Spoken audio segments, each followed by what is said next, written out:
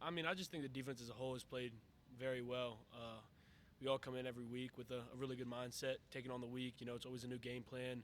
So just everyone getting in, watching film, learning our game plan for the week. Everyone's done a really good job taking that on and doing it every week and staying on it. And everyone's just done a really good job. They're saying in college football, you make the biggest leap from week one to week two as far as learning curve. Do you see that taking place with the guys that you showed up?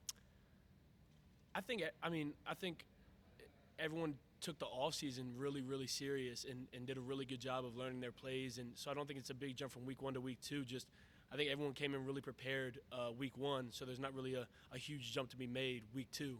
So like I said, I think from week one to week two, we have stuff we need to work on, obviously, but as a defensive performance, we played pretty well, and there's not a big drop off from the ones to the threes to the whatever. Like everyone continues to play well. Everyone knows what they have to do.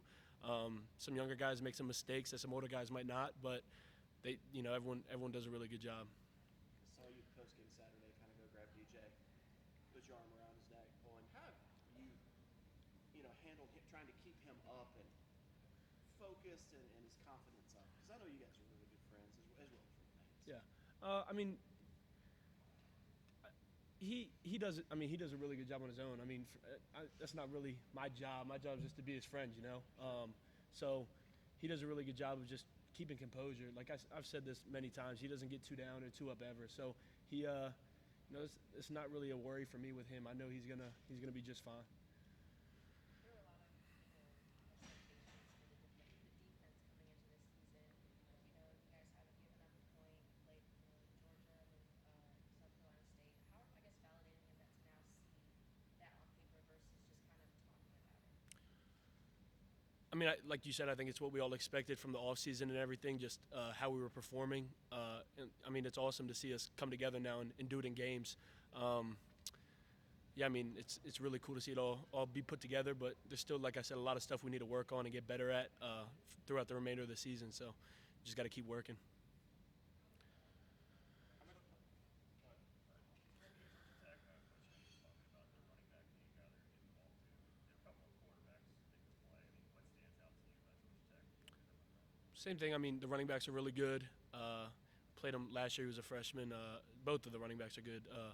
But yeah, they have explosive play potential. They're able to make big plays. They're able to break tackles. They're really good players. The receivers, they have some athletes out there. The two quarterbacks are. We saw the other one play last week. They're both, I mean, good quarterbacks. They got some weapons. So I mean, it's just another challenge. Different. Every team has different challenges. So just kind of honing in on this week's challenges are going to be important for us. What do you remember about last year's game? Just the thing where it just kind of snowballed out of control for them. You guys just took over. I think it was kind of like I said. Like I mean, there wasn't a big drop off when anybody like when from ones to whatever. There wasn't a big drop off. We just kept rolling. Everyone knew what they had to do. Everyone knew their assignments. So it just everyone played really well. It just kept going. Everyone kept working and just kept doing what we do. Is it difficult to prepare when you don't know which quarterback you might see, or you might see two quarterbacks? Because Georgia Tech played a couple of folks this year.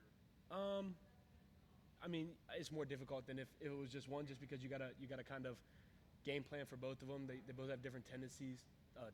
So instead of just game planning on one guy who you're gonna see the whole game, you got to kind of focus on both of them. And like I said, they both do different things. Some maybe better than the others. So it's just a kind of another challenge to look at this week. Brian, I think you guys and Georgia are the only two teams in the country that have not yet allowed an offensive touchdown. Probably doesn't hold for the entirety of the season, but how much pride are you guys taking in that streak right now? I mean, I wouldn't say just in that streak, but just in general, just playing good defense. Just playing good defense is really important to us, and if that means they don't score, then I mean, great. But just for us we have goals set every week or throughout the whole season, just goals that we try to hit, and so just to play good defense and probably let up a touchdown throughout the whole season, but just to continue to keep working at everything on the defensive side of the ball and doing what we can. When the backups got the whole lot of stand down there, what were you guys doing and how is that keep it going? Yeah, I mean, that's like we see everybody out here practicing. Everyone works the same. Everyone does the same stuff. So, I mean, I would expect nothing less from them. They practice just like we do and everything like that. So, I mean, I was super excited, but just like I said, I wouldn't expect anything less from them. We were talking to Ruth yesterday. He was talking about at 6 in the morning on Tuesdays, you guys doing like explosion drills, like get off in the last scrimmage. He says that he thinks he's the best. Oh, in the summer. How would you describe those workouts and what that was like with the defense? I mean, the D line this whole off season, we were just super competitive with each other, and just iron sharpens iron. We'd be in here every day. It made workouts just seem like like fun. Like we were just competing with each other is a lot of fun. So, it didn't even seem like you were really working out. We'd be, like you said, we'd have chains on and doing sprints and stuff, just all racing. And the whole D line is really competitive. It's a really competitive group. So the D ends, the D tackles, everybody. We all loved competing this all season. Oh yeah, he tries. He's okay. I'll let him say what he has to say. Brian, your teammate there from Maryland, Trey Williams. What are you seeing Trey this year? He's got himself out there. Seems to get into the rotation. Are you seeing Trey develop like they would? Yeah, Trey's a super good athlete. He's super twitchy. He had some struggles last year with some injuries. Just gave him more time to learn the playbook and do all that kind of stuff. So just him, he's doing exactly what I thought he would this year. Just he's explosive. He can make big plays. He's super fast, super athletic, big strong guy. So yeah. Going back to getting off the line, what does it take, or what do you look for? Is there tendencies or things when you look at the ball? What do you do to try to get off the line better? It just depends for me. Sometimes it'll just depend. I mean, there's different things with every team that kind of gives me cues on when to go, and I can't give out my secrets, but there's different stuff for every team that kind of gives me an idea of when I'm going to have that jump on the ball, or different things to look at with every team. So. Dabo said he felt like last year you got by a lot just on your sheer talent, whereas this year you've added technique almost to that. Do you feel that yourself and more comfortable now in year two? Yeah, definitely. Last year was just kind of it just felt like looking back on film and stuff. I'm like, oh my gosh, what was I doing? So, just looking back on all that now, and this off season has been really good for me technique wise and all that kind of stuff. Learning just more about football than I did last year. It makes the game a lot easier. So, yeah, that's helped me a lot. What's the biggest improvement you feel like you've made in that area? Probably my run game. Playing against the run. I struggled last year against the run, and I've done a much better job this year with it. Former players, they told me that you remind them of Michael Dean Perry, where you get off the snap last year.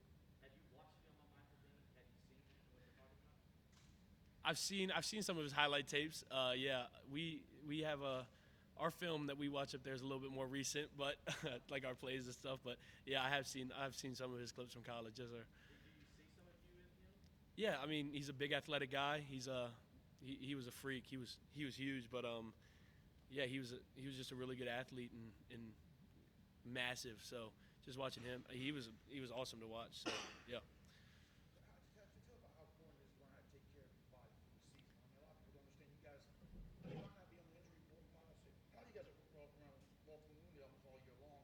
How important is it for you guys to learn how to take care of your body? It's super important. We have all the resources we need here. So if it's getting treatment or just doing recovery work, prehab, all that kind of stuff. The season, it's a long season, and I think some of the guys who just come in don't really realize that yet. So once you start getting a little bit banged up throughout midseason and that kind of stuff, just being in there and doing everything you can just to keep your body in the best possible shape for the rest of the season is super important.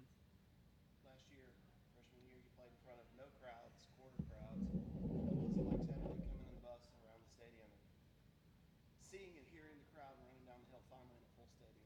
It was awesome. That and the first game, it was super different than last year. Like you said, it's kind of weird last year just playing in front of nobody or limited amount of fans, and now seeing the stadium packed. It's definitely like you get little butterflies running out in front of all those people, but it was, you get so much, you feed so much off the crowd and the energy in Death Valley. So that was awesome.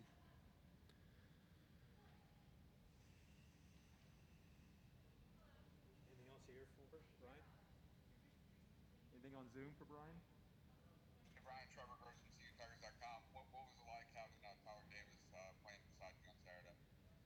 I love playing with Tyler. He's super knowledgeable about the game, and he knows so much, and all the D tackles now we all play really well together. But having Tyler, he's like the veteran in our group kind of deal. So playing with him is awesome. And it looks like Georgia Tech has kind of a three-headed monster at running back. Three kind of different skill sets. They like to use Gibbs in a lot of different ways. What have you seen from them on film, and how much of a challenge will they be? All the running backs are able to make explosive plays. They're all, like you said, different at better at different things. It's just like there's week to week different challenges, and this is the one with Georgia Tech. Their running backs are really good, so just gotta hone in on the game plan and just do what we can to shut it down. Thanks, Brian. Anything else on Zoom for Brian?